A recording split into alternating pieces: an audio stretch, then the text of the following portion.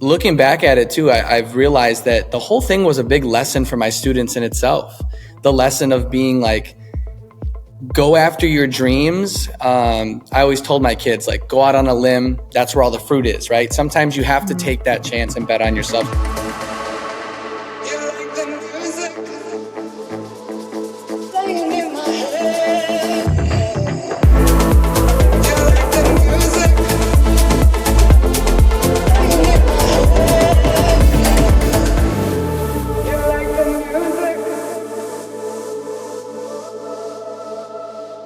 Welcome to Elevated Frequencies, the show that gives you access to the next level of house and techno so you can explore an elevated lifestyle.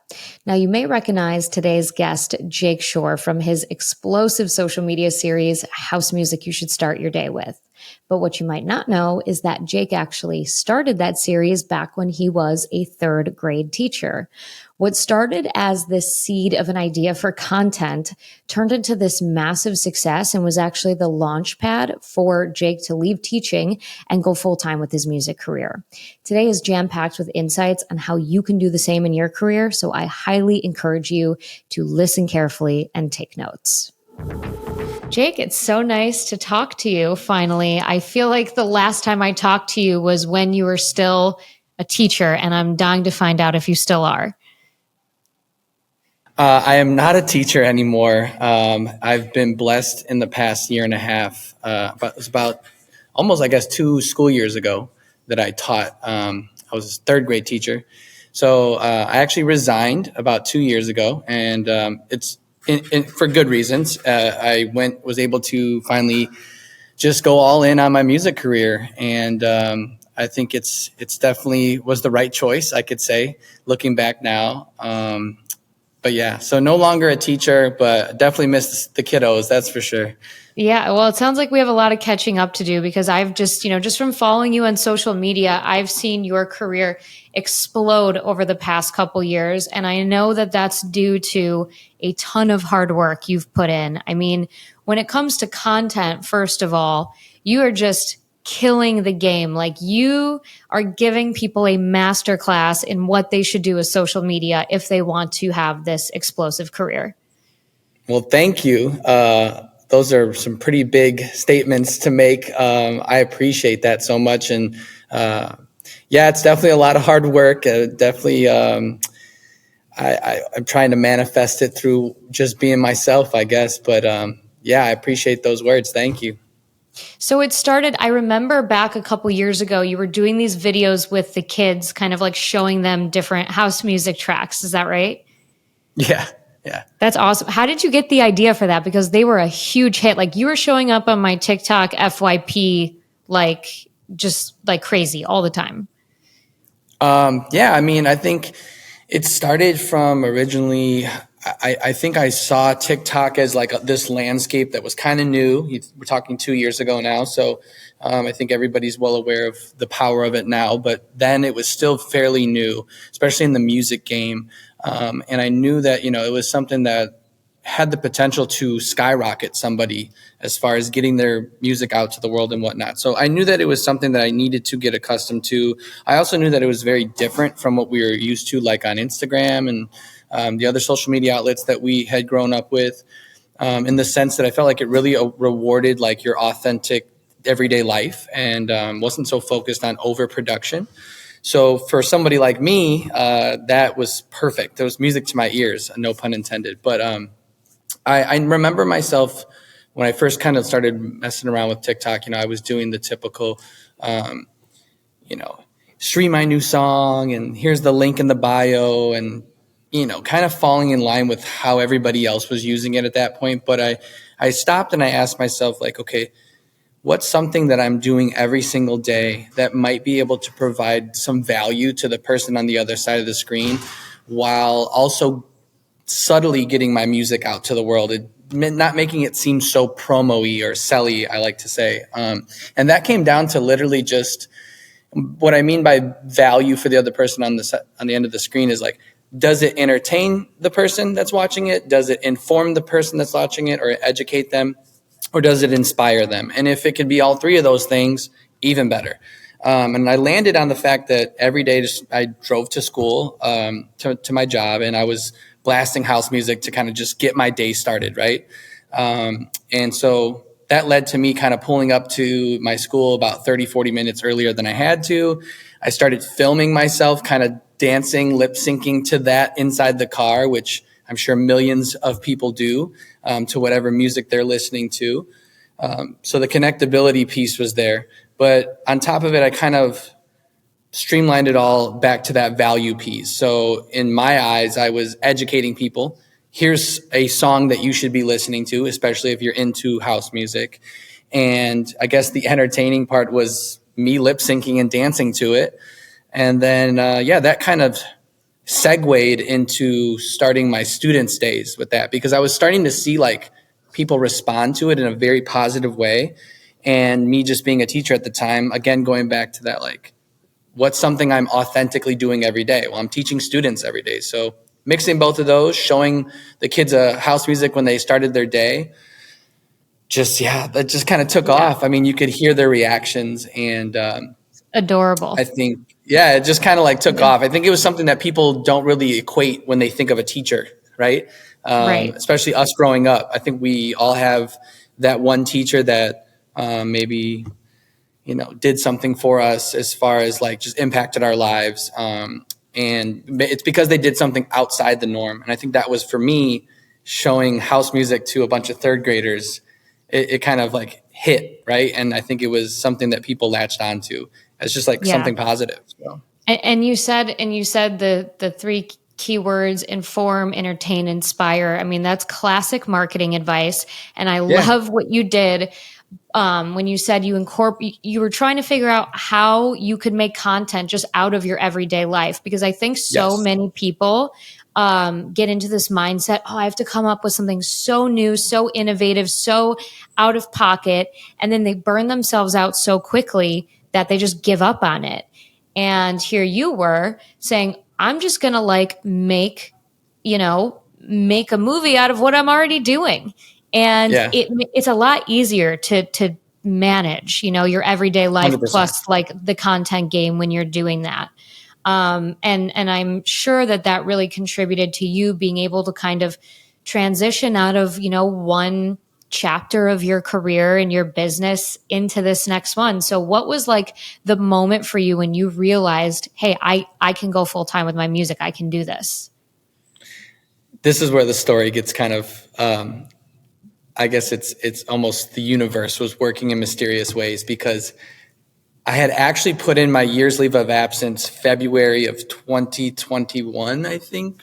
2022. I can't remember now. What is it? Yeah, I think 2021. I had contractually needed to put my year's leave of absence, and I'd been at this school for 8 years, so I was tenured. And that kind of just allowed me to take a leave of absence with still being able to come back if all else failed. So February of 2021, I put that leave of absence in. So this had been a whole year of brewing, right? I like the year before, I was like, this is it. I got to just, after this year, I'm just going to bet on myself. And then, so that was February. Then March 2021 is when I started doing the TikToks. And it's like the parents got behind it. The school got behind it.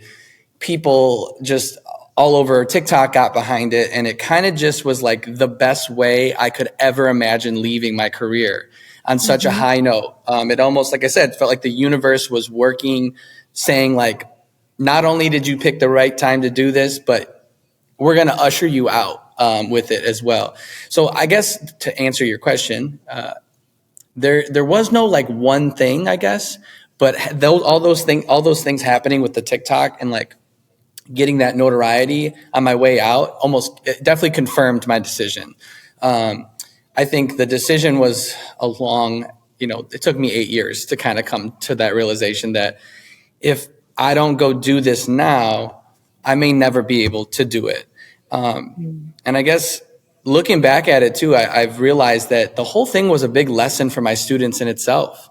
The lesson of being like, go after your dreams. I always told my kids, like, go out on a limb. That's where all the fruit is, right? Sometimes you have to Mhm. take that chance and bet on yourself. So it was brought to my attention from a colleague that I used to work with that, you actually ended up teaching a major lesson in that whole thing by what you were doing. So it was pretty cool all around. It's like definitely a feel good story. And I can't deny that all that kind of just like, yeah, it's set me up for success and where I'm at now. And, I'm super thankful for it.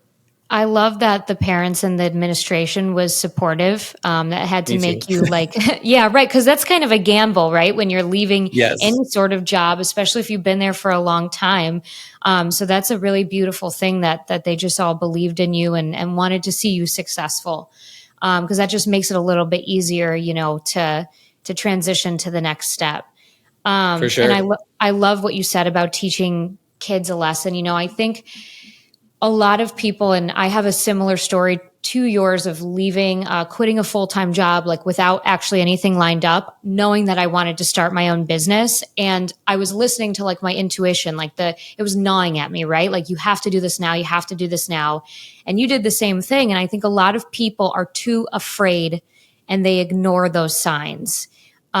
Yes. So if you could give any sort of like actionable advice, if someone feels like, whether it's an artist trying to take the leap of faith into their career or anything, what, like, maybe you can't pinpoint it, but what is something like a sign that you can recognize, like, hey, you should be following this. Like, don't ignore this thing in your life. Yeah, I think I think you kind of hit it on the head. I think that internal feeling that you have as a human being, just really Hmm. going with your instinct, right? We're blessed as human beings to have those instincts, right? All animals, all Hmm. mammals, all humans they have that instincts, those natural instincts in them. And I think that gut instinct that that you're not happy with what you're doing, and not to say I wasn't happy teaching, but I just knew that I felt like there was more I needed to do. Right. And I think having that gut instinct is the first thing. I don't know if there is any concrete sign. Like I said, there was no moment where it was like, okay, I have to go do this. But I just knew that, I don't know, kind of sounds generic, but you only have one life to live, right? So Hmm. to me, it was like, I got to go do this now, or else I may regret it for the rest of my life. And you start having those internal conversations with yourself. I think it's definitely time to take the leap and bet on yourself. Now, I guess on the other end of that, I want to also like preface by saying it took me 8 long years to make that decision. Within that those 8 years, I also got like my master's to be a principal one day. And so I built a really big safety net. Yeah. Before making that decision. And like I said, I was guarded by a contract with my teaching career that allowed me to, if all else failed, I can go back and be a teacher. So it was a risk, but I think it was a calculated risk. So I think if you're in the position to make a calculated risk and bet on yourself, take it. Because I felt, like I said, the worst case scenario, I can just go back to teaching. And I still can do that to this day, which, is a blessing. So, on one hand, I want to encourage people, if they have that feeling, to go do it. But on the other hand, I also want them to understand that, I didn't just throw all caution to the wind. There was Right. definitely, a safety net there just in case. Yeah. So, Yeah. I think it's balancing mind and body. I think society kind of teaches us so much to only listen to our brains that we ignore our hearts. And there needs to yeah, be more of like a balance there to, inform decision making. yeah, So I want to pivot a little bit because you are kind of like the OG DJ that I know that I've met personally, kind of following like a sobriety journey. And I'm interested, whatever you're comfortable sharing, what kind of started that journey for you, what influenced that, and how's it been going? Because I too, I'm low alcohol. I know you saw the clip I posted the other day with Sherm where we talked about that, and it's just been transformative in my life. So I want to hear about yours. yeah. I first start by saying I love your approach to explaining where you're at. I think it's very similar to my approach in that this is about your personal journey and how you describe it and define it. I think we've been pushed into this mindset, so many people, that if somebody says they're sober, it's like they're sober till the end of time, meaning they're completely dry and whatever that looks like. I Right. think it's always a little tricky because when somebody asks that question, I don't know where their stance is on that. And hearing that and seeing that clip, it made me so much more confident and comfortable to talk about this because I too, I started this journey, I call it, 3 years ago. And I always, try and hit a few points when I talk about it. The first one is it hasn't been black and white.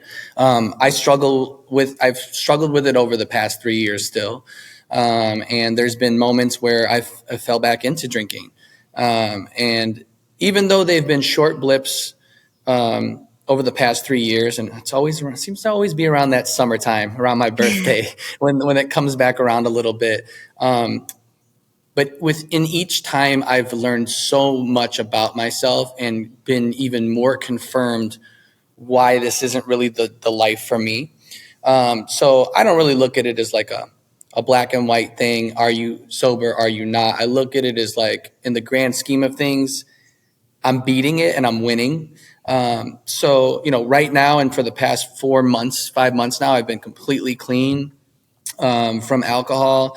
And it all started just because I knew that there needed to be some type of change. I noticed that so many of the things that were going wrong in my life, mistakes I've made, problems that I've had, just not being the person I know that I truly am, the common denominator was always alcohol, always.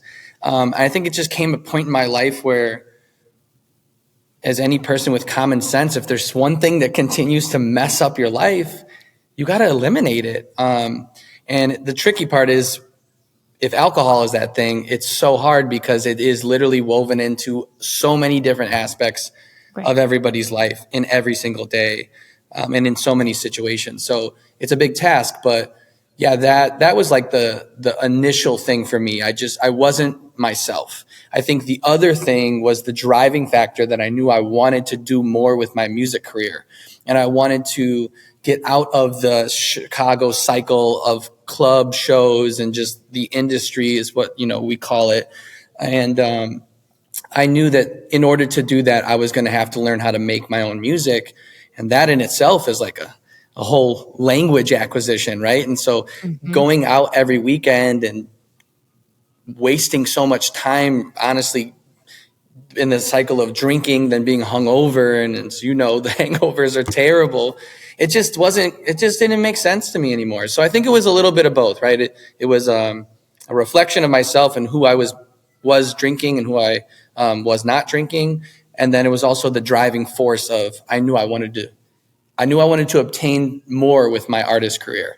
And Yeah. within those two things, it just, led me to where I am now. So. I love this conversation because I'm in 100% agreement. It's not a black and white thing. And, it's different if somebody has, a problem with alcohol that, that it's like an addiction sort of thing. But there are people, I was one of those people that my problem with alcohol is that I was an asshole when I was drinking, but I wasn't like craving booze all the time. It's Yeah. not like I like wanted to like, so didn't have an addiction to it. It's just like, I didn't like myself when I was drunk. I didn't do things that were, conducive to a healthy, productive lifestyle. And so Yeah.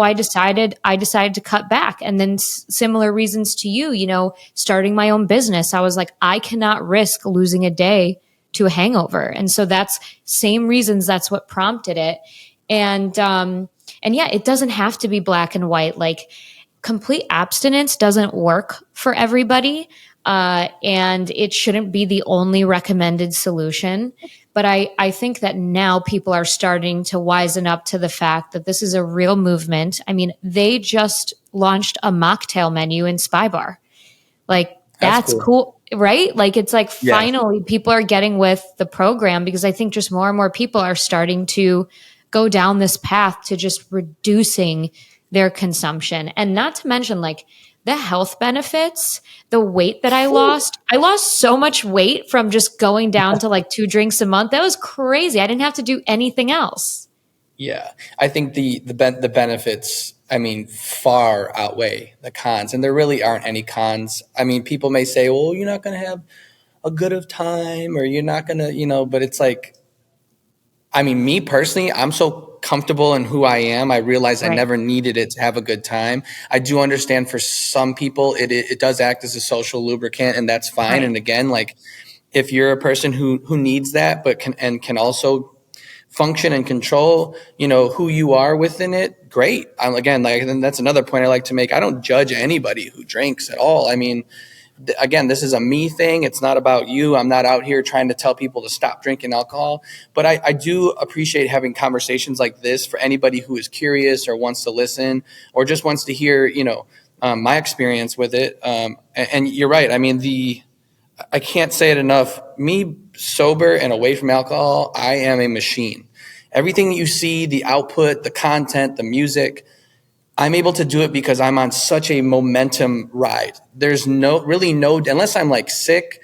Other than that, I'm always up and up. Like, but when I'm drinking, the brain fog, the hangovers, just the nonsense that starts to fill in around my life, the guilt, the anxiety, it just, again, it's like, I think the more and more I talk about it, it should seem like common sense. Like, oh my God, if all those things are being caused by one thing, eliminate the one thing. But it's very tricky because that Mhm. one thing is just, like I said, we've been programmed since our generation has been programmed to drink to have fun, or, when you're out, you need to drink. And I do see this next generation changing that. I Yeah. don't know if I can't tell the future, but I think similarly to how cigarettes were once very much a thing and they are pretty much gone now, like the actual cigarettes. I know vaping so much, very much a thing, but I can see alcohol starting to fade away in the next 20, 30, 50 years. And some people might call me crazy, but I think, the same people that said cigarettes going away is crazy. Yeah. I haven't seen a pack of cigarettes in so long. So I don't know if it's going to go that way, but I think for sure people in this next generation of kids are realizing like, yo, why would I do that? you Yeah, know? I totally agree with you. And it's so funny. I saw somebody smoking a cigarette the other day. I was like, that's so retro. Like, what the hell? Like, I hadn't seen a Yeah. cigarette in so long. I was like, ew, that's gross. Yeah. It's strange, right? You don't like, I really haven't seen like a pack of cigarettes in so long. And so I'm a big believer that if it can happen to one thing, it can totally happen to another thing. And, yeah, I think going back to just the common sense of it all, right? It's like, if something is causing you that much stress, issues, anxiety, problems in your life, why are you choosing to do it every weekend? And I think you brought up the word addiction, and again, that's another word that's just like grouped into what, like, there's a picture that people paint when they hear the word addict Hmm. or somebody that's Hmm. addicted. And yeah, well, I same way. I didn't have a physical addiction. I don't have a physical like craving for alcohol, but I've learned that it's very much a mental thing for me. I think my brain is always running. It's running hot all the time. I'm always like thinking, envisioning, working, creating. And in a sense, alcohol is like that short-term release, and it Yeah. slows my brain down. And I think that's Right. what I crave. But I've just found so many other outlets Right. And to get that same feeling that's not alcohol. So. I 100%. And the cool thing is when you take long enough of a break, and you were mentioning like how you're just on this upward trajectory of this like constant Mhm. momentum, you get so addicted to feeling good that you don't want Yeah. anything to slow you down. Like every day is exciting. Like I feel like you and I probably wake up with similar feelings because you're in the midst of growing something big, and you have all these opportunities, and you get excited when you see your email light up with all these different like Yes. Yes. messages of like opportunities. And it's like you don't want anything to like get in the way of just impacting your ability to respond to those messages or like plan your day or your Right. month or your whatever. You just get so addicted to feeling good that you're like, why would I go back to this? Yeah, I think it's the control too. Like knowing what I'm in control of everything I'm doing. I know Yeah. what I'm saying to people in a social situation. I know how I'm behaving. I know how I'm reacting to other Hmm. people. I can walk away from a night. I know when to go home. I think that's the best Yeah. part, right? We know Yeah. when to go home now. It's so funny. Like I think that's one big eye opener when you don't drink. Is like you really have that clock that says like, oh my God, everybody's gonna we're all going to be here for 6 more hours doing this. Yeah. Like, why am I here? I'm out. See you later. I'm going to go get a good night's sleep. And I think that's been always so funny to me now, is like, you have that ability to just be in control of yourself. Right. And yeah, it's a beautiful thing. And I So am addicted to it for sure. So how are you? Because as a fan, as somebody who goes to shows, I really struggle now being sober, being able to stay awake late. Like I really have to plan my day where it's like I need to nap Yeah. until the last second if I'm going to make it. So how, as a performer, have you incorporated like any tricks to just try to like get through the set, and stay out late? Because you always want to support too and stay later. There's Yeah. afters or whatever. So how do you manage that? Yeah. So timing is everything. I've learned, even when I'm out DJing, or when I'm supposed to just be out for a social gathering and whatnot. Timing is everything. Because if I show up too early, I will be like, and I'm not DJing and I'm just there. Once I say my Mhm. hellos and do the small talk, it's like, okay, I got to get out of here, But Yeah. I think luckily when I am performing, that's what takes the place of all my my attention. That's what feeds my ego, feeds my energy. It keeps Mhm. me mad busy. So actually having that performance part is such a huge key, because I don't need alcohol. I am curating the vibe and the party. Right. And so that helps a lot. But I will say I drink a lot of caffeine. I'm drinking a lot of Red Yeah. Bulls or whatever's there, to try Yeah. and stay up and awake and vibrant. There are so many different things now, like you said, the non-alcoholic mocktails, like Mhm. those do go a long way. I'm a big fan of Athletic Brewing. Mhm. They have like a really solid non-alcoholic option that honestly tastes like beer. And people might be like, well, why don't you just drink if it tastes like, well, it's not necessarily like the drink, but it's like just having something in your hand, right? It's kind of Right. like keeping me busy. But I have learned too that being at a place over my time, that starts to creep in the triggers of like, well, there's nothing else to do but drink. Let's, and like, so Yeah. the timing aspect is huge. I try and anytime I go out, I'm really hoping that there's like a dinner or like some food involved, because that also keeps me busy.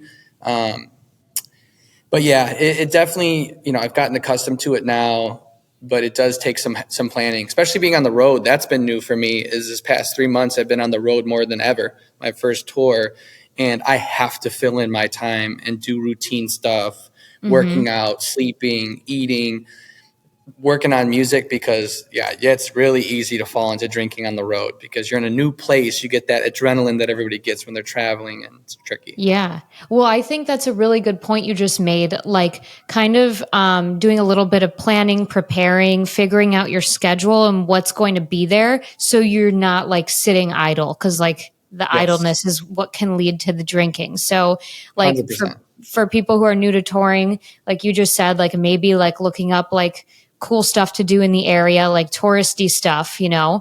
obviously prioritizing rest, but like doing it like low effort activities that are just don't involve booze can be really helpful.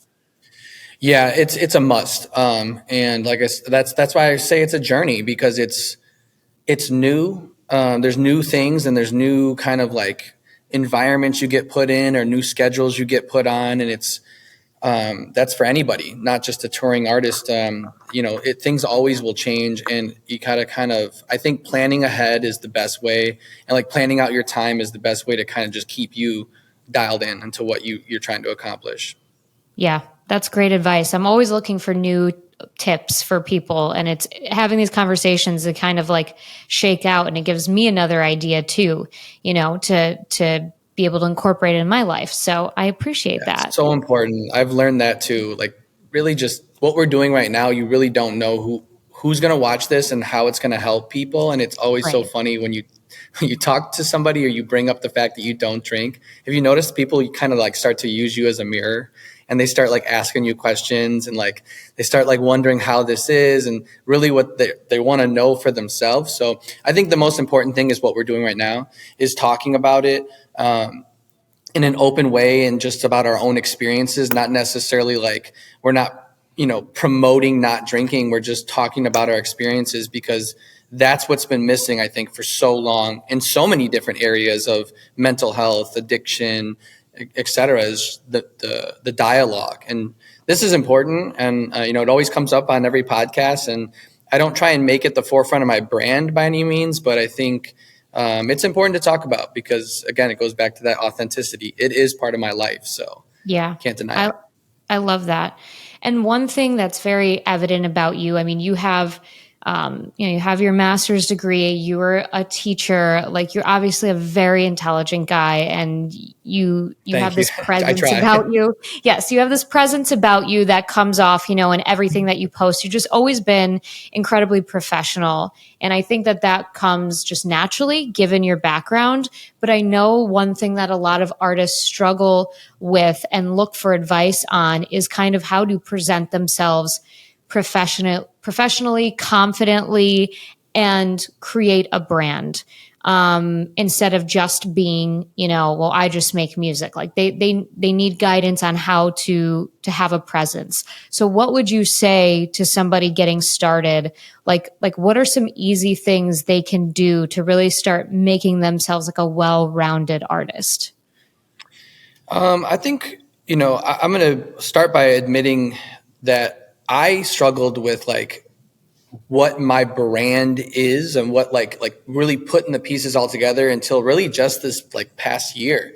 A big help was I'm on part of a management team now, and they have a very, very wide lens, because they also book a lot of artists on the East Coast as well. So they have just seen every type of rider, every type of press kit. I think that has helped a ton. And for those people who don't have that team yet, I think it even started before that. And one thing I've learned is that the quickest way to find your sound and find your brand is start with the things that you love. Start with the things that you grew up loving, the music, the sound, the artists that you grew up loving. And, that's basically what I had. And I didn't turn into it. It's what I've always been. Like, I'm rocking a Ice Cube shirt. I have a Yeah. DX hat. I mean, I've been a wrestling fan since day one. I've always listened to 90s hip hop since I can remember. And that's kind of what formed my music taste too. Like, I can make almost any style of dance music, and I tried a lot. Even most recently, some of my releases were like old songs that I made, and I hadn't found my sound yet, but I wanted to get them out either way. But like Hectic was probably the one that like not only when I realized the reaction to it, but I just felt good about it. Sometimes people like your music and it's not your favorite song. I've had that happen to me before too, but it all goes back to thinking about what has made me tick throughout my whole life, and trying to stem from that. And like for wrestling, people might say, well, how do I get my sound from wrestling? Well, it's not necessarily just the sound. It's like, if you like, wrestling it's the t-shirts, it's the gimmicks, the It's marketing. larger than life. And that's like kind of Yes, that's the vibe you give off, is like larger than yes, yeah, life. Yeah. exactly.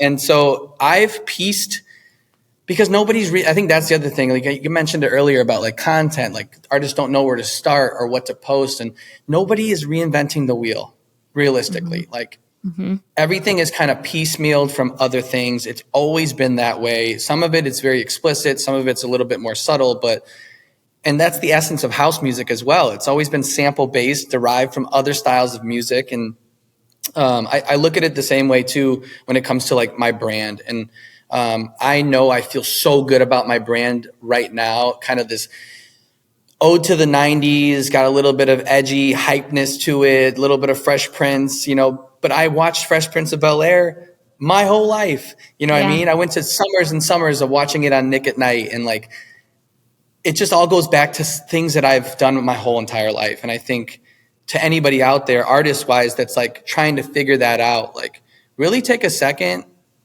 and think about what makes you you, and like what experiences and what pop culture things throughout your life has, built you to this point. Because you can't be something that you're not, you know?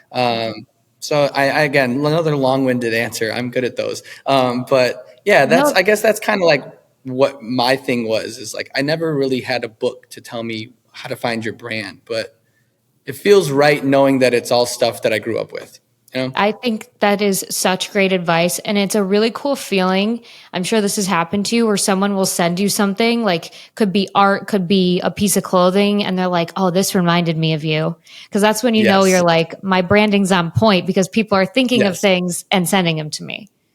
Yeah. And there's even things that I like I haven't even realized that I've kind of created for myself. Like I've been messaged now in the past like 3 or 4 weeks of like people going out and trying on like a vest. I've been wearing like these Carhartt vests lately a Yeah. lot, and I dyed my hair blonde and whatnot. And like, it's so funny to see people be like, yo, I'm trying out the vest look because of you. And I'm like, I didn't even realize like that was my thing, I guess, you know? Yeah. So yeah, it's always really cool to see that because it means it's working and people are vibing with it, you know?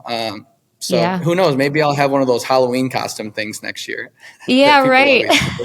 always do. I forget what is the Halloween. It's the What does that spirit store? You know what I'm Halloween. talking about? Yeah, there you go. Yeah, the The Spirit spirit Halloween Halloween, costume. and then there's like the blank, and you fill. Yeah, yeah, Yeah. that's a great. All So right, you have to write that down. Put it in your calendar yeah, for next year. You can make it. Have somebody leak the 100%. meme to get it started. I think Yeah. it also goes with like what your field is too. Like to a point. Like I think it just like whatever your profession is, there's a certain like there's like guidelines still too. You know what I mean? I don't know. Hmm. Maybe not.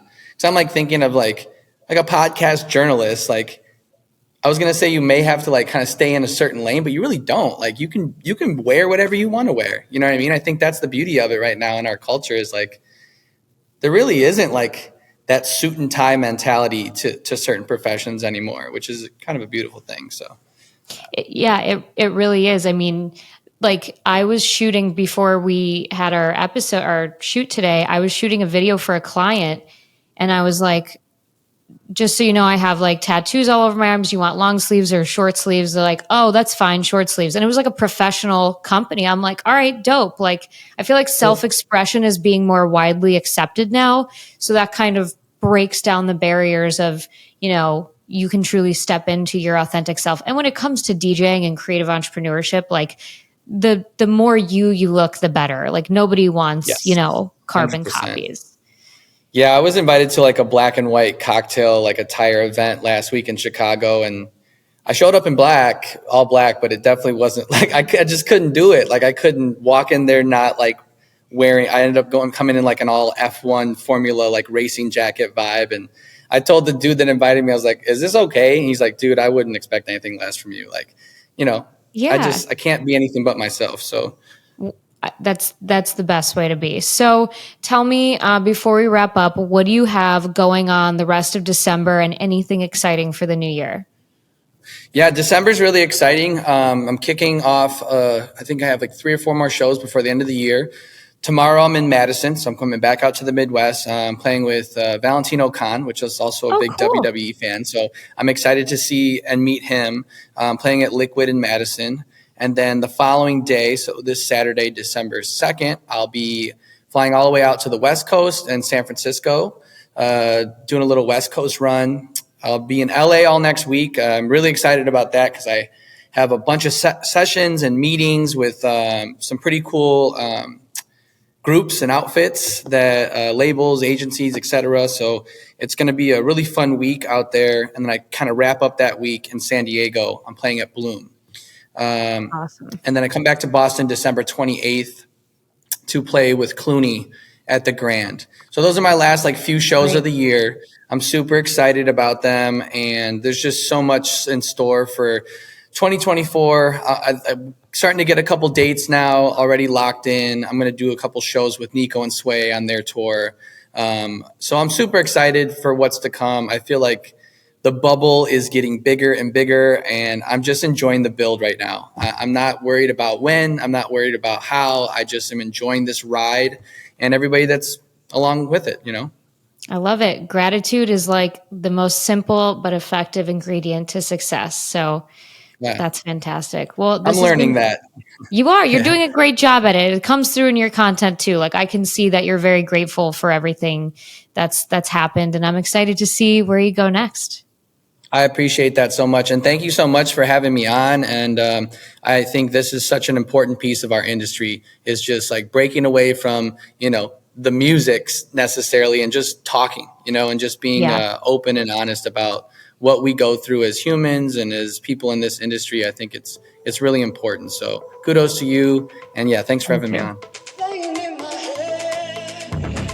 Now, I want to highlight what Jake said about branding, because it was kind of like a light bulb moment went off for me when he mentioned that in order to create an effective brand that's like easy and like the real you, all you need to do is look back on, what shaped you through your life, what pop culture moments, what types of music, what, movies, TV shows. And I thought that made so much sense. Like branding yourself is not about reinventing the wheel. It's not about coming up with an alter ego like Sasha Fierce and Beyonce, right? It's like, it's about being you, and what are all the little pieces of the puzzle that make up the tapestry of your life.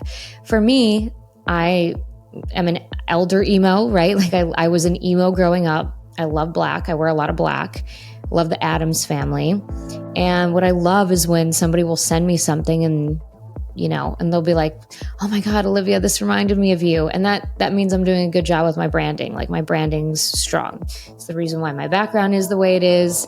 If you look through my pictures, like I have a specific look, and I'm not trying to be somebody I'm not. I'm just being who I've always been. So you don't need to reinvent the wheel when it comes to branding.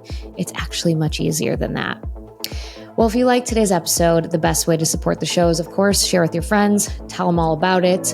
I love chatting with you guys on Instagram. I've gotten some great feedback about my low alcohol lifestyle tips, and I will be back next week with a whole episode dedicated to that ahead of Dry January. We're going to be talking favorite mocktail recipes and brands, tips to stay sober while you go out, and so much more. And I'm super excited for it. So I'll see you guys next week.